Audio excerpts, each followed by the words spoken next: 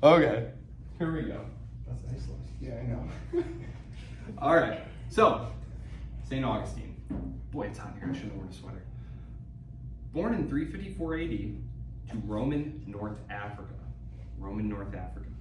Augustine had lived through periods of immense change, and the Roman Empire, long the dominant power of the Mediterranean world, was in decline. We talked about this on Monday. If you need a refresher, the lecture is up. After a youthful exploration of various philosophical and religious schools of thought, Augustine converted to Christianity.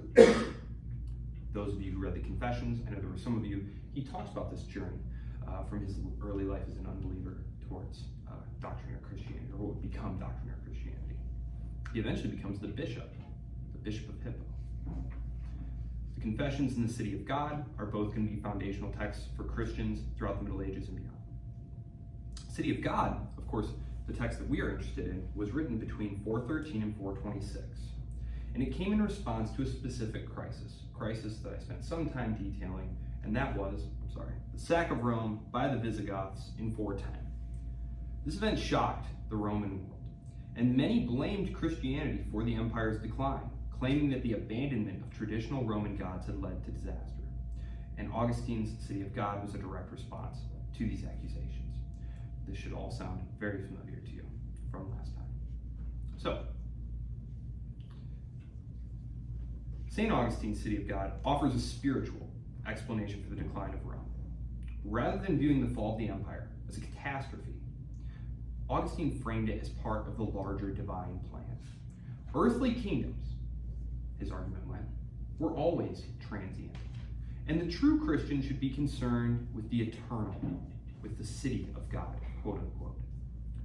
In this city of God, Augustine offers a sweeping philosophical and theological vision that contrasts the transient material world with the eternal spiritual realm. Augustine argues that the earthly cities, including Rome, are inherently flawed because they are based on human pride, greed, and the desire for power.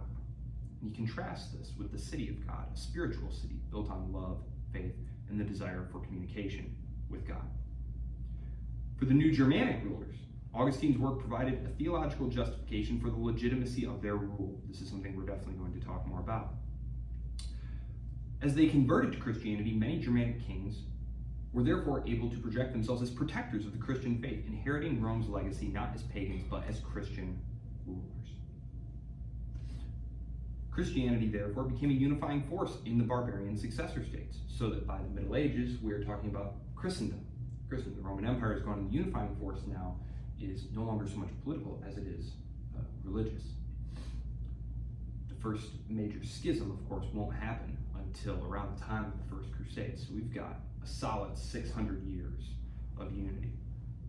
While many of the early Germanic kingdoms were initially Arians, as I said, over time they adopted Nicene Christianity, which helped integrate the Roman and Germanic populations. And the church, of course, also provided a link to the old Roman world with the dioceses and the bishops often playing key roles in governance and diplomacy.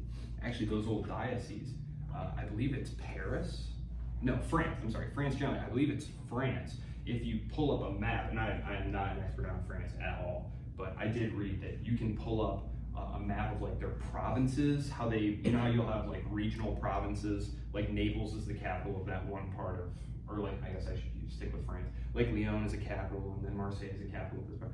Basically, if you overlay a map of the old, like Roman dioceses, like they almost line up perfectly. So, just kind of one of those vestiges. Augustine's vision of the city of God would profoundly influence medieval Christian kingship. The idea that earthly power was subordinate to spiritual authority would shape the relationship between church and state throughout the Middle Ages. Augustine's rejection of materialism and emphasis on faith provided a framework for medieval political and theological thought. So, any questions so far? What's something that stands out to you compared to what we've been talking about? You had already touched on it. The Christianity part.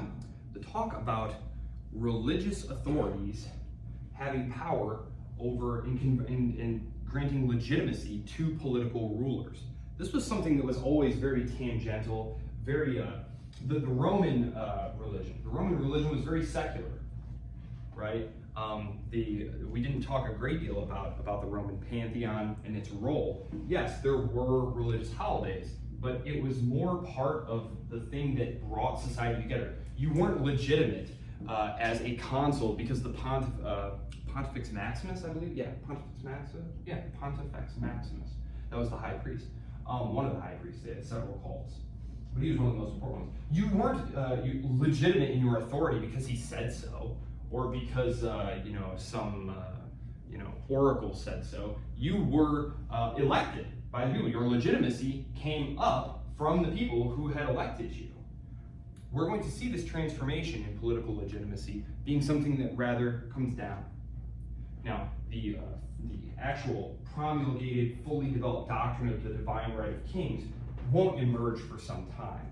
But this is ultimately where Christianity and Christendom and Christian Europe is going, right? I'm assuming that all of you have at least heard of like the divine right of kings. This is something that the French revolutionaries, for example, were rebelling against, right? And again, this is like surface level stuff. It's more nuanced than that, but essentially. And there's going to be battles. There's going to be battles between these early religious authorities and these early secular authorities. One of them we're going to talk about today, involving Theodosius and the Bishop of Milan, St. Ambrose. This is one of the early battles. Did you have something you want to say? No. Yeah. Well, later. Okay, great. There's a certain portion of the reading that I thought would interest. I kind of want to know your perspective on it, considering your view of it. Or can I just ask you about it? Yeah, go ahead. So there's this part on page 248, and it says, "For just as it not an act of kindness to help a man, when the effect of the help is to make him lose a greater good, so it is not a blameless act to spare a man, when by doing so you let him fall into greater sin."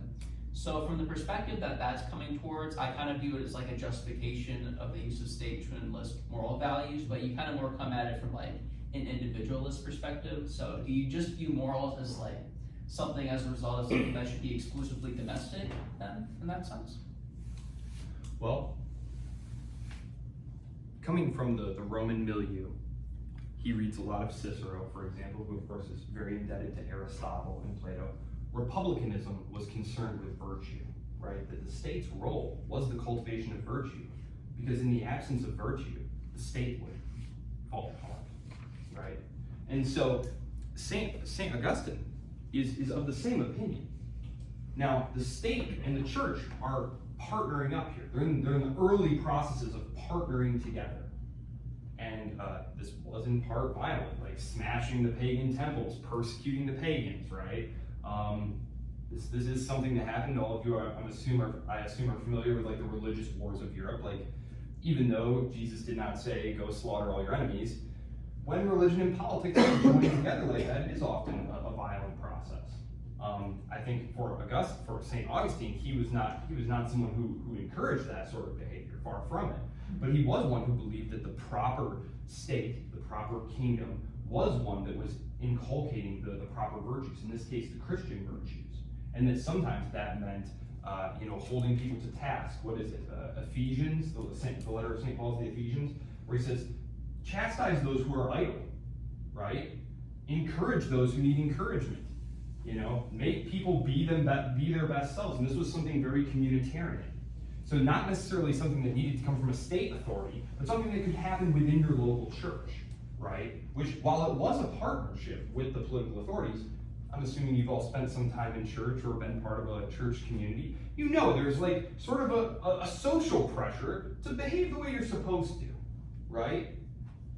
And that's sort of what I think he would be getting at there. Like, he would not want the state to use coercive tactics, but that the state should cultivate virtue through the church. So it's the establishment of the common value through the church then? Yes, and there are going to be some serious debates about what exactly those values are, what exactly the theology is, and if you were the loser of one of those debates, like poor Pelagius, who believed that it was not through faith alone that you would be saved, you were excommunicated as a heretic, right? They would purge the church body of you for wrong thinking. And so, yes, it is an exclusionary process. Creating political and religious communities and social communities is an exclusionary process. That's one of the things that makes our present moment so interesting, is that we are trying to make an all-inclusive, sort of valueless. Inclusivity is the only value, I guess I would say, and it's a radical experiment, quite frankly, and it's unclear yet what exactly is going to happen as a result of it. And if anyone has anything that they want to say, I feel like these sorts of classes where we're talking about more like philosophy and policy, it's much better if you guys just say whatever you want to say, rather than me just talking about the readings and stuff.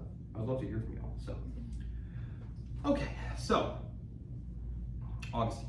So unsurprisingly, you get a very small sampling of it here, but if you read the book, and you do get some of it in this selection of readings, he's incredibly well schooled on the classics.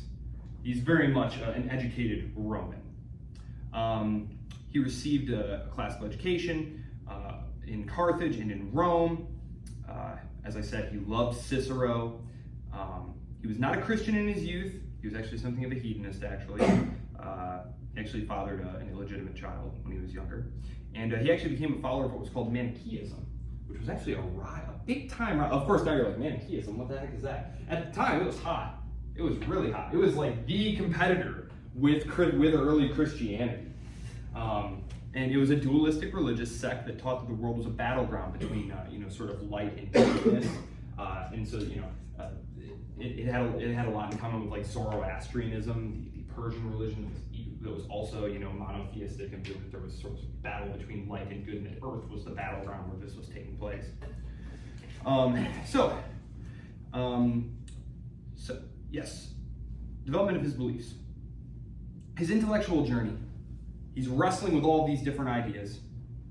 He's dissatisfied ultimately with the answers Manichaeism provides, and he travels to Milan in 384. Okay, and he's going to encounter the Bishop Ambrose. And so this is where I'll pause for a moment and take up Bishop Ambrose, because I'm going to highlight that so I remember where I was. Because I said that there's going to be this slow fusion, this slow evolution between political authorities and religious authorities, right? And who's in charge of who. And of course, ultimately, it becomes kind of a nice kind of co-equal partnership where the church can ask obligations of you as a Christian king, right?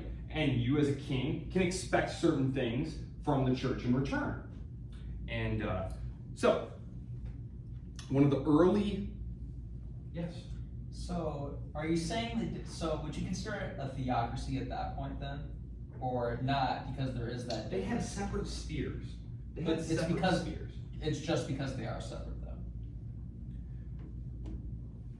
Well, I would say that all political orders have an ideology, have an underlying ideology, and not to get too conscious on everyone, like a critique of pure reason, but like at some point we're all standing on air.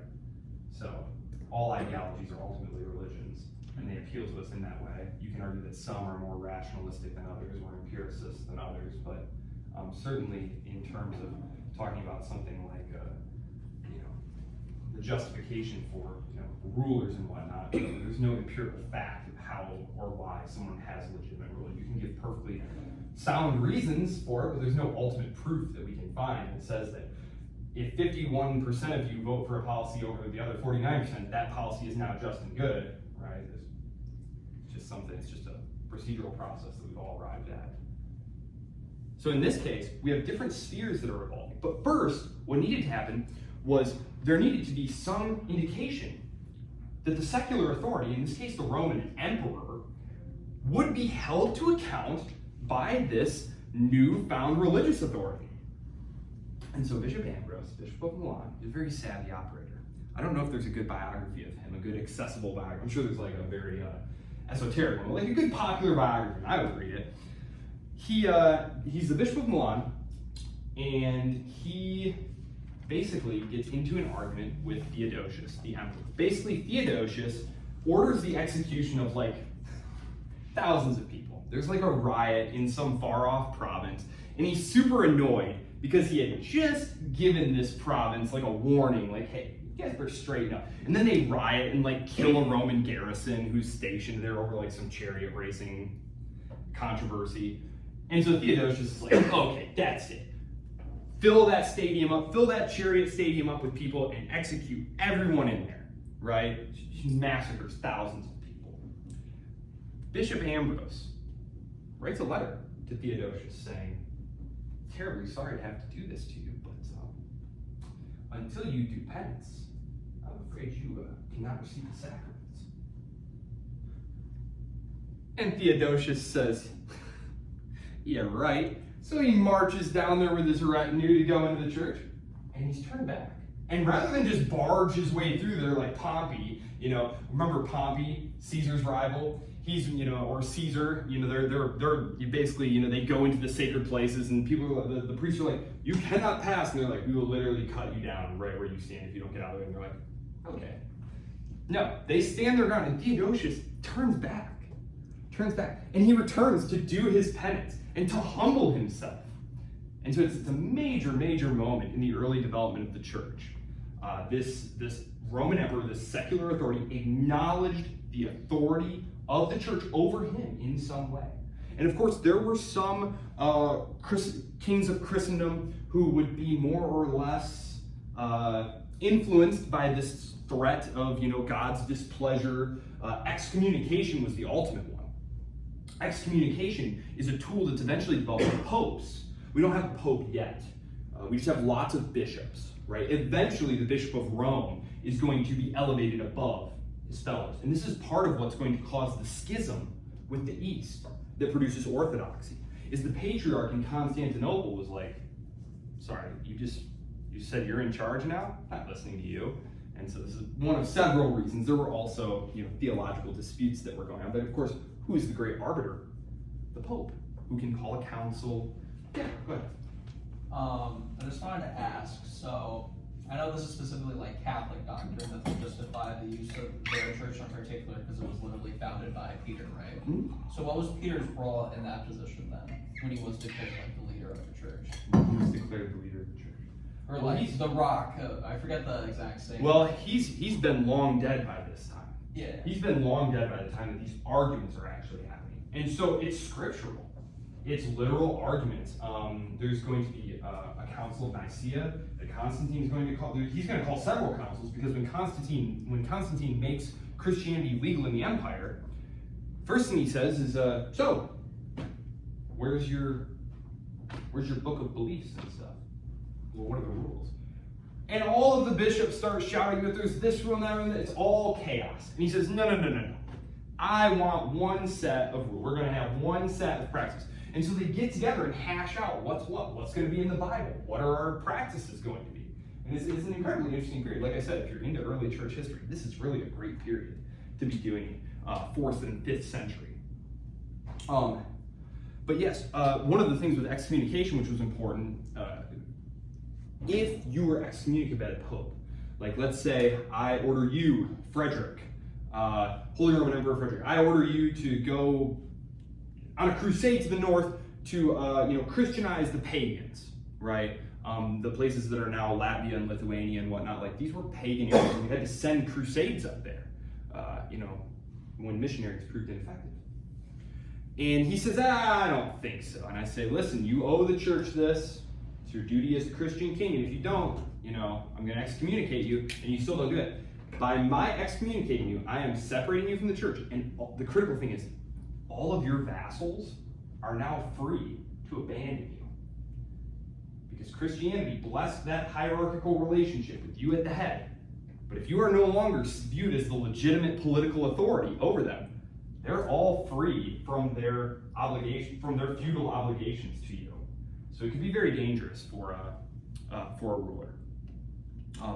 Of course, I'll probably get into this more next week when we talk about Aquinas, but there will be actual battles. Like at one point, a pope will be kidnapped by a French king and killed. The papacy will be moved from Rome to Avignon in France. There will be multiple popes. There will be anti-popes. Things get really crazy. Things get really crazy in the early medieval period. Or actually, the early medieval period. So, but we will get there. Important thing is this early interaction between Ambrose and Theodosius. And of course, Augustine is coming and seeing him shortly after this, is going to be very influential on the early church, on political authority in what will eventually become the barbarian successor states and Christendom, and on Augustine as well. He describes his experience of this in Confessions, actually. So he's baptized, returns to North Africa. He's made a bishop. Shortly thereafter, he's going to start working on the city of God, because at that point we're almost to 400 there. So, Augustine's time. Major theological disputes are going on. The biggest one, which he addresses, is the Donatist controversy.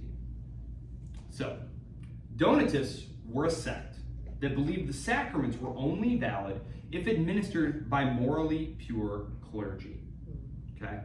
They held that Christians who had lapsed during times of persecution could not return to full communion.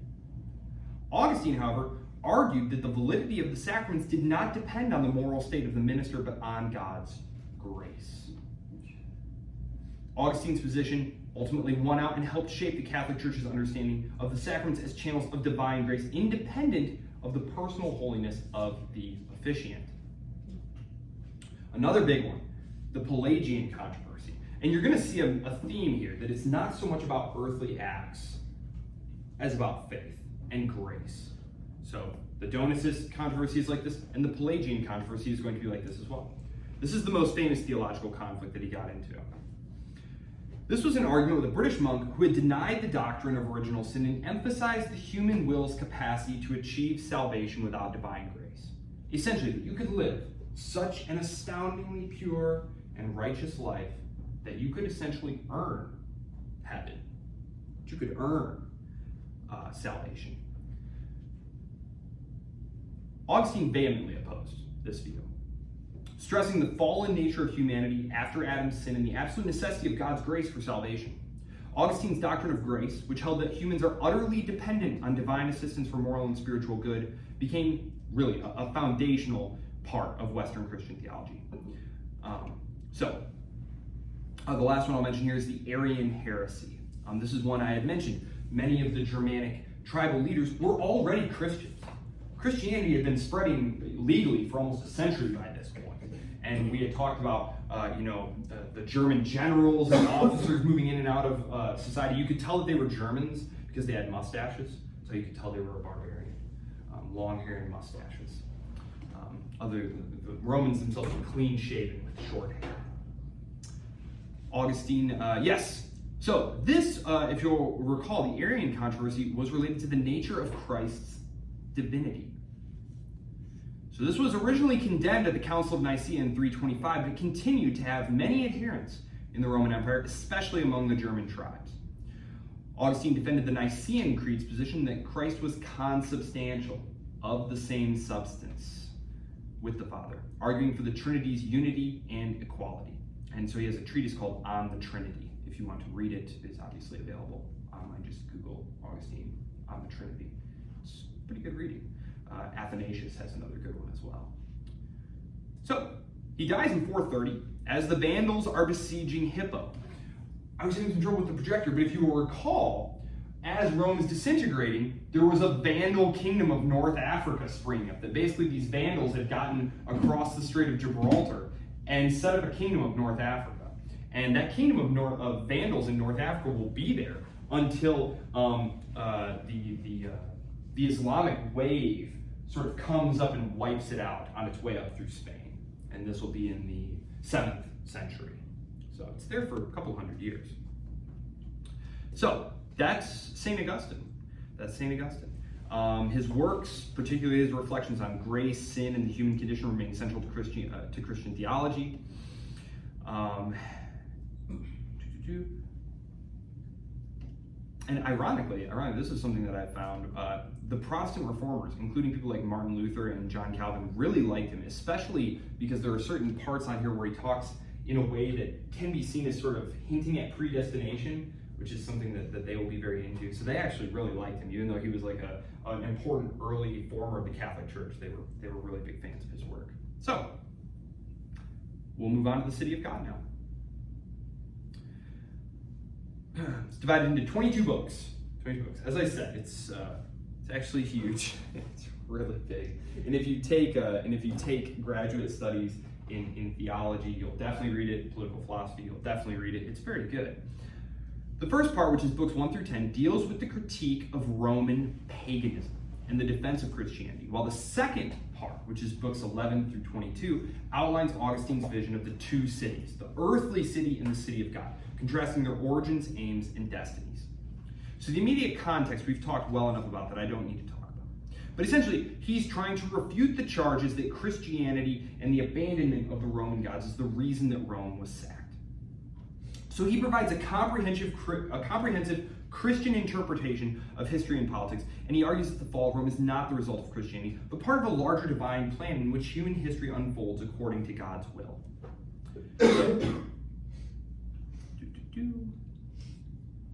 He's going to challenge in these first 10 books, which I'm just trying to move beyond these because, of course, we're going to book, 19, which is what you have here. He's going to challenge and sort of take down the pagan philosophers. As I said, I wanted you to read this to get an idea for how he proceeds. This is going to become a very familiar way of arguing. If this, then this. And you sort of try and steelman your argument before you go on, right? So if it seems like he's kind of going on and on, it's because he's trying to address what he thinks are obvious critiques of the position that he's laying out. And so this is something that he's going to do. He's going to take down the Stoics, the Neoplatonists, whose big claim was that virtue, happiness, knowledge could all be achieved without God. Again, the Roman religion was very secular. It was social. It was performative, right?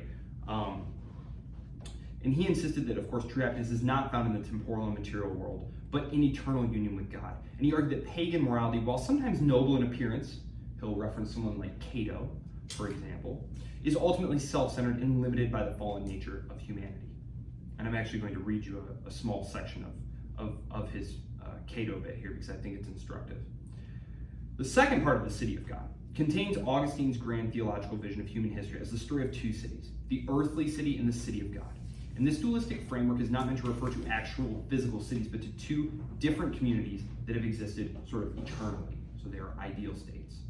The earthly city, characterized by love of self, pride, attachment to material things, it's humanity in its fallen state, dominated by sin, ambition, and the desire for power. Augustine identifies Rome and all other earthly empires with this city. This is something that we see here, where he talks about how could the Roman Republic have been good, right? He talks about this in book 19, part 13, I'm sorry. He talks about this, and he takes the words of Cicero himself and says, look, even by his own definition, if we properly understand what is virtue and what is good, the Roman Republic could never have been good because it was based on conquest and materialism. And so the earthly city seeks temporal peace and earthly glory. Earthly empires seek riches, but their ultimate end is destruction, doomed to perish because it is founded on human pride and selfishness, rather than on God. In contrast, the city of God is characterized by love of God and humility. It is made up of those who live by faith and seek eternal peace and salvation in God. Augustine stresses that the city of God is not confined to the church or a particular group of people in the world. Rather, it is a spiritual community of believers whose ultimate destiny is the eternal life in the presence of God. So several key themes: original sin and grace. Augustine's doctrine of original sin is central to his understanding of human nature and history. Humanity's fall in Adam means that all people are born into sin and can only be saved by God's grace. And the earthly city is thus defined by sin, while the city of God is defined by grace. Augustine stresses that no one can attain salvation through their own merits, but only through the unmerited grace of God. This is something that he had already developed in his theological dispute with Pelagius. Divine providence. Augustine presents history as the unfolding of God's providential plan. And while the earthly city appears to dominate the course of human events, all history is ultimately moving toward the final realization of God's purpose. The fall of Rome and other such events are not random or meaningless, therefore, but part of a larger divine order. It's one of the first attempts, too, at a Christian historiography. He rejects the pagan notion of history as a cyclical process, asserting instead that history has a linear direction, and that it has sort of an Aristotelian teleology towards it, and that it is ultimately moving toward the fulfillment of God's plan for humanity. So, the book that you had to read specifically, St. Augustine is exploring the themes of human peace, justice, and the nature of happiness within the context of the two cities. And as I said, he's going to engage with the classical philosophers in doing so. Let's start with justice. Augustine is discussing the elusive nature of justice in the earthly city. He contends that perfect justice cannot be found in human government because they are inherently flawed by sin. Augustine's pessimism about human nature leads him to argue that earthly rulers and societies, even when they attempt to pursue justice, will always fall short because they are motivated by self-interest, pride, and the desire for power. So I'm going to pause here real quick. You all read this. What do you think of his interpretation? I'm thinking here, if you want to see his specific parts, Book 19, Part 21.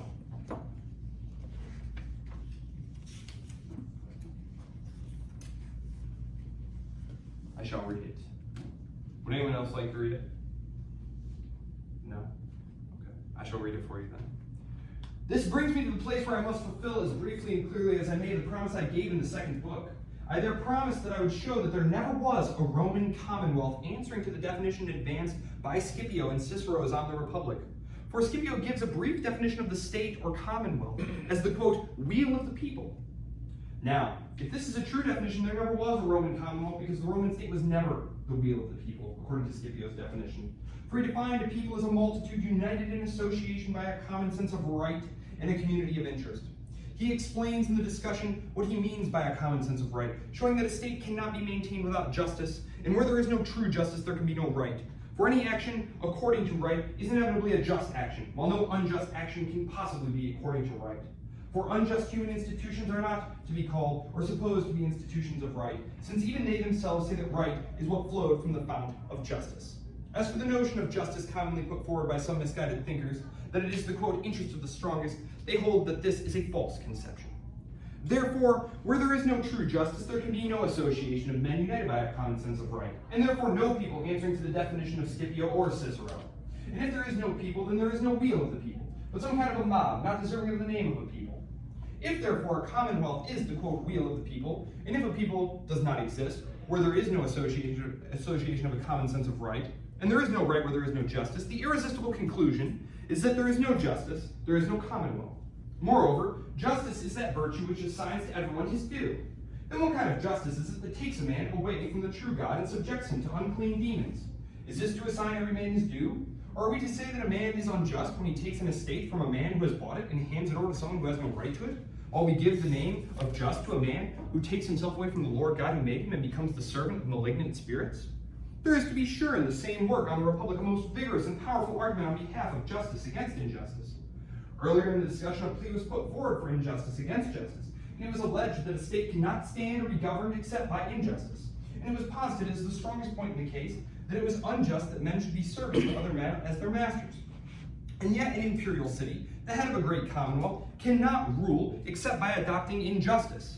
Now it was urged in reply on the side of justice that the situation is just, on the ground that servitude is in the interest of such men as the provincials, and that it is established for their benefit. When rightly established, that is, when unprincipled men are deprived of freedom to do wrong with impunity. It was also asserted that subjected will be better off, because they were worse off before subjugation.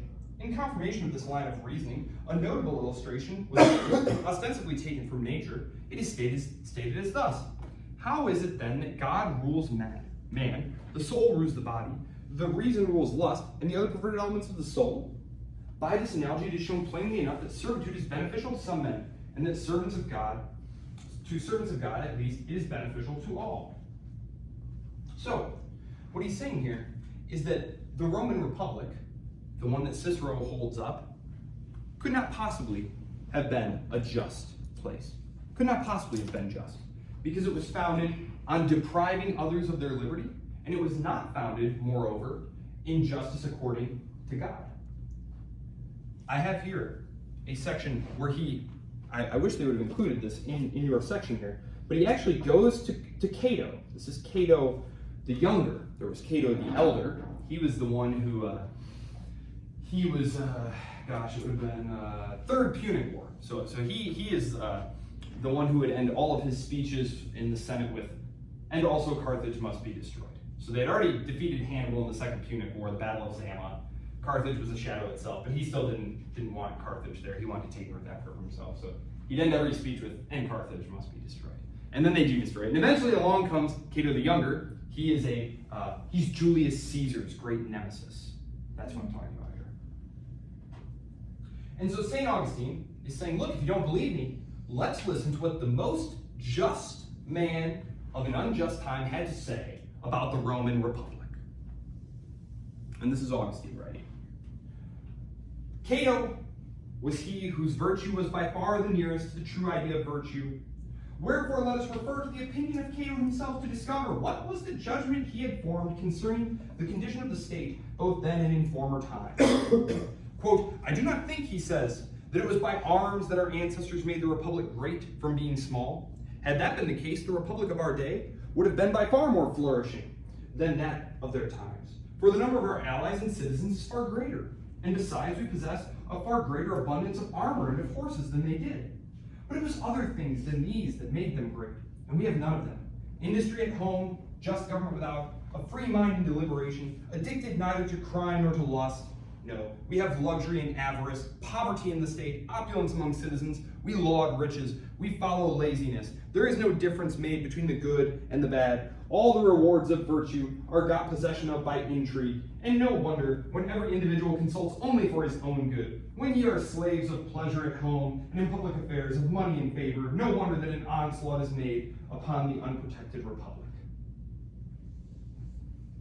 He who hears these words of Cato or of Sallust, who was a Roman historian, thinks that this praise was bestowed and is applicable to many of them. It is not so. Cato, who I have quoted here, did not believe these things to be true.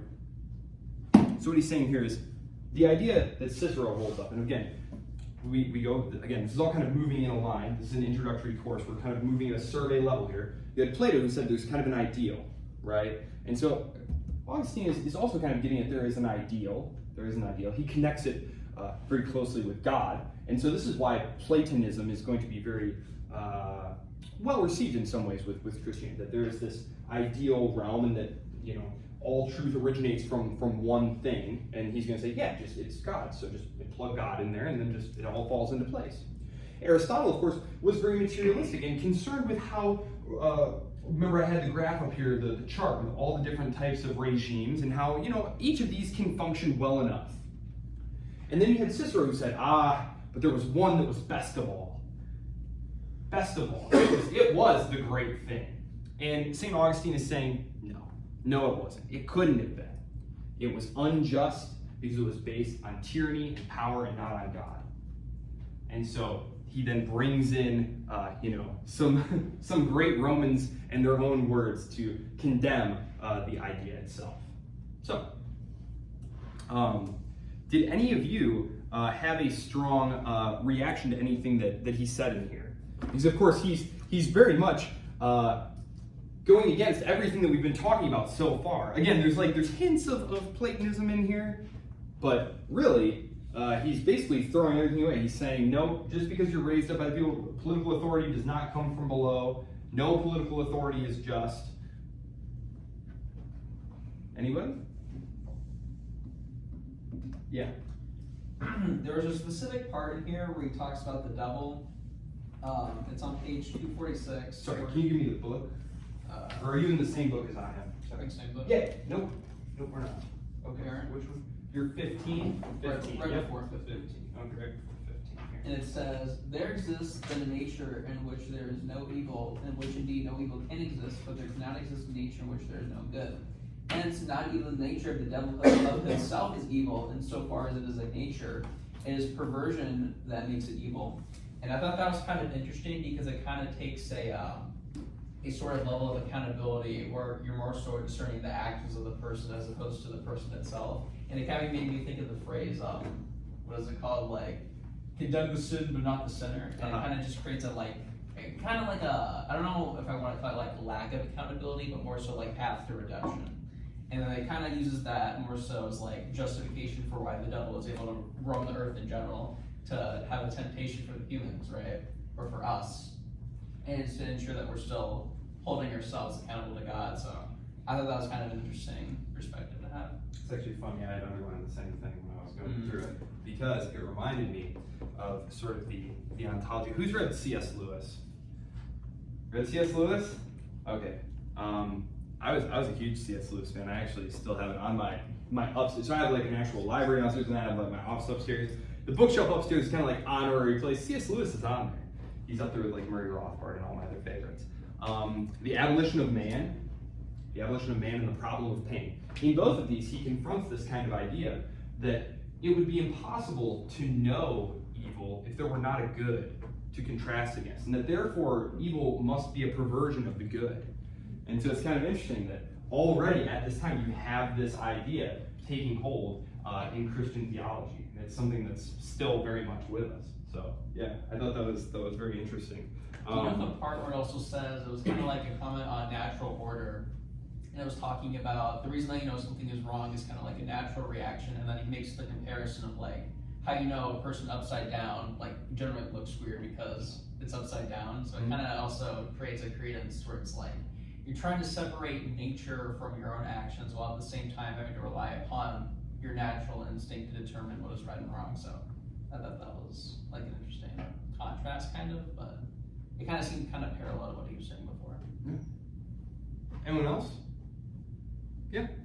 So I noticed, like, I read Augustine for like more theology or philosophy reasons, but even from the reading today, it seems like he's not really advocating for a certain like form of political body, whereas like Cicero does and Aristotle and Plato. So what do you think Augustine would say? Like, if he were to make a government, what would he make? That's a great question. You are right in saying that he does not bless any particular political order. He is not a political theorist in that way. What he is concerned with is finding a place for the church in the existing socio-political orders. And so, in the case that he finds himself in, which was hardly unusual, which is basically rule by a king, rule by an emperor. This was the norm in the ancient world. In the same manner as Aristotle, I suppose, I think he would probably say, look, as long as this society has a place for the legitimate church, doesn't persecute the church, and allows for the cultivation of virtue among its citizens, virtue in the biblical sense, that would be perfectly fine. Yeah, it's certainly very interesting, and it's one of the things that makes Augustine kind of singular. Aquinas, to a similar extent. Aquinas, though, I would say Aquinas is the same way. He's very much defending sort of a natural order of things. He's going to go retrieve Aristotle out of the dustbin. Aristotle is going to be lost to the West for about several hundred years at this point. One thing that Rome had done was it had served as a safe repository for all of the great texts of the canon up till that point. Well, the successor states were not as rich, not as technologically accomplished. There's going to be much political chaos and turnover, and many of these texts are going to be lost. Aristotle is one where he really only survives in Alexandria and in Baghdad, and only gradually makes his way back to the West. There's also like Irish monks way off there, protected, who saved a lot of. There was a popular book that came out when I was a kid, How the Irish Saved Civilization, and it's all about how these Irish monks were like copying and holding on to all these texts through the Dark Ages, and that then they were brought out and slowly spread around Europe during the Renaissance. And when we get there, we're going to find that there's this huge explosion of interest in the classical forms of government. This is going to have a huge impact on the Enlightenment. Gibbon, Gibbon is going to write The Decline and Fall of the Roman Empire. It's going to be coming out right around the time of the American Revolution, and he's an English historian. And so it's if you read you had mentioned the Federalist Papers, several of the founders were huge fans of the classics, and particularly an historian named Polybius, who I know I've mentioned before. So Gibbon, the reason I bring Gibbon up is Gibbon was one who believed that it was in fact the rise of Christianity that fatally weakened Roman society, because not for any kind of reason of like divine displeasure. Jupiter got mad and threw a thunderbolt at Rome or something. His complaint was that Christianity was divisive, and it directed energy away from material things that empires need to do. Like, instead of having people be monks and hold years-long debates about whether or not this god or this reading or that reading is right. No, you want those smart guys. These are smart guys. You want them keeping the empire's books and running campaigns and putting down barbarians and stuff like that. And the Roman religion, like I said, it was performative. It was secular. It was a social glue that just kept everyone on the same page. And that basically Christianity fatally undermined this social fabric and distracted the empire at a moment of great danger. That there were already great dangers looming on the horizon. The empire was huge. It was having lots of migrants coming in because the Huns were moving across, well, they were coming this way. They were coming across the Eurasian steppe, and these guys were not the types you wanted to hang out and wait for to get there. If you heard they were coming, you wanted to get out of town as soon as possible. So they were all just raining into the empire. There was inflation, there was political instability. You needed everyone focused as focused as possible. And that Christianity was just one of those things that weakened the empire, fatally weakened the empire. He was also of the belief that it damaged the moral character of the Romans. Because instead of being a race that was concerned with proud martial virtues, they were instead starting to contemplate things like forgiveness and turning the other cheek. This is not the kind of stuff that a strong empire is made of, right? If someone slaps you, you stomp on their head. That's the kind of stuff that empires are made of. What was Rome great at? It wasn't philosophy. It wasn't architecture, right? They stole all that from the Greeks. It was war. The Romans were good at war. And so the abandonment of this single-minded focus on war and success was, in Gibbon's opinion, fatal to it. But there are literally hundreds of reasons why the Roman Empire in the West fell. But Augustine is concerned with defending Christianity from the claim that it was Christianity, specifically not so much a social problem, which is what Gibbon viewed it as, but as a theological problem. That Romans were not being punished, that all empires throughout all of history had risen and fallen.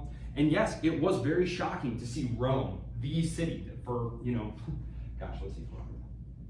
at least 500, 600 years had been the city, the dominant power in the Mediterranean world. We're talking about North Africa, Egypt, Palestine, Syria. It was the power. So it would be very shocking. It would be like if Washington, D.C. suddenly toppled over, right? It would be shocking. People would be in wonder, what happened? They'd be looking for some kind of answer. And of course, the Christians being new and alien, they made a good potential scapegoat. But yes, that's probably where I'll leave us here, with the understanding that the barbarian successor states that I had up on the board, you have kingdoms of Goths all over, these Germanic kings. They are converting to Christianity if they haven't already converted. If they were Arians before, they're becoming Nicaeans. The church is spreading its influence. I'll probably put up for a lecture on Monday a slide that I've used in other classes where I show how Christianity expanded. Because right now, we're really just talking about Christianity in Greece and Illyria, which the Balkans, basically. The Balkans, that's what they called the Balkans, Illyria. Spain, Gaul, which was basically France, Italy. We haven't pushed into the rest of Germany proper, Poland, which is eventually going to become very staunchly Catholic, into the Scandinavian countries. So we need to do all that in order to get to the Crusades, to understand how the church became so involved in politics. But I think we've already got a firm step there on that road with understanding how the feudal estates were being set up, how warriors and laborers were being tied to these great lords, that these lords were, reliant on their local bishop in sort of this power sharing agreement that, like, yes, I will provide you protection. I will also, do you a favor if the need arises. You, on the other hand, will bless this social order. You will tell my workers and their subsequent generations that it is right and just that they should be, serving me. And of course, this is one of the things the Protestant Reformation comes along, right? 1,000 years later, the Protestant Reformation comes along. The Bible is translated into the local languages because only the educated priestly class and the lordly class could read and speak Latin. And so you needed, when you went to church, you couldn't read the Bible for yourself. You were reliant on your priest to tell you what was in the Bible. And so when the Bible starts getting translated, and people read things like, it is easier for a camel to pass through the eye of a needle than for a rich man to enter into heaven. People are like, what? It says that in there? No way. Are you serious? It's going to be a little bit revolutionary. The Protestants are really ready to stir up some trouble. I can't wait till we get there. But yeah, any questions for today? Okay, I will put the discussion board up. I know this was a little bit of a different reading today, but I hope you enjoyed it and that it has not scared you away from reading further Augustine later. I highly encourage you to do so. As I said, discussion board will be up by the end of the night. Has that been working better for everyone with me putting that up on Wednesday night? Yes. Okay, Yes. Perfect. You've all been doing a wonderful job.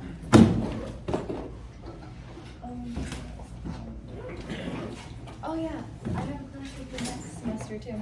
No kidding, what is You're it? stuck with me.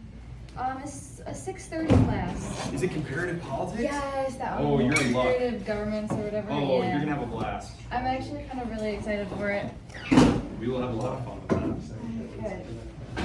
It is a once a week, Yep. 3-hour Stay like for marathon session Oh. at night. I believe it's like 6:30 to 9:30 or Can I something.